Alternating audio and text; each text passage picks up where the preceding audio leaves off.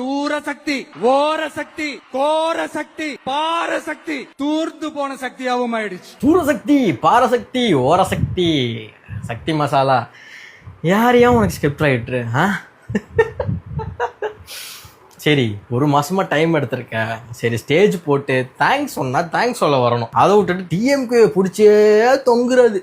என்ன பார்த்தா கவர்ச்சி கூட்டமா, என்ன பார்த்தா திருசா மாதிரியா இருக்கு அப்படியே கேட்க வந்தீங்களா? இல்ல என்ன பார்த்தா சோஷியல் மீடியானால என்னால் இன்னும் தெளிவாக பேச முடியல.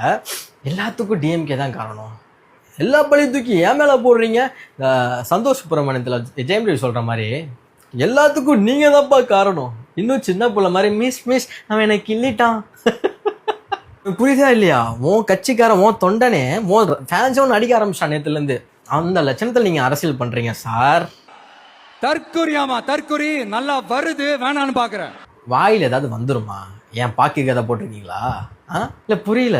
ஓ, நீங்கள் சிஎம் தானே, ஞாபகம் இருக்கா? இல்லை இன்னும் இந்த ஜெயிக்கலன்னே நினச்சிட்டு இருக்கீங்களா? யாராவது கொஞ்சம் சொல்லுங்கப்பா, நீங்கள் ஜெயிச்சிங்க, சிஎம் ஆகிட்டீங்கன்னு.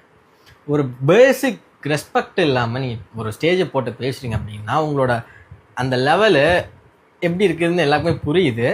ஸோ ஆக்சுவலாக நீங்கள் ஒரு அன்ஃபிட் சிஎம் ஆகிறதுக்கு இப்போ எல்லாருமே புரிஞ்சுக்கிட்டாங்க. பட் அடுத்த 5 வருஷம் இல்லை, மேபி இன்னும் 5 வருஷம் இருப்பீங்களான்னு தெரில. அப்படி இருந்தாலுமே அடுத்த 5 வருஷம்லாம் ஆளுவன்னு கொஞ்சம் கூட நினைக்காதீங்க. ஏன்னா இப்போவே உங்கள் ஆட்சி நல்லா அமோகமாக போயிட்டுருக்கு. இந்த 5 வருஷம் தமிழ்நாடு என்ன ஆக போகுதுன்னு போக போக தான் தெரியும். இருந்தாலுமே கொஞ்சமாவது டிஎம்கேவை குறை சொல்கிறத விட்டுட்டு உங்கள் ஆட்சியில் என்ன இம்ப்ரூவ் பண்ண முடியும்னு பாருங்கள். அப்புறம் மற்றவங்களை குறை சொல்லலாம். இங்கேவே ஒன்றும் இல்லை, போயிடுறத மற்றவங்கள்ட்ட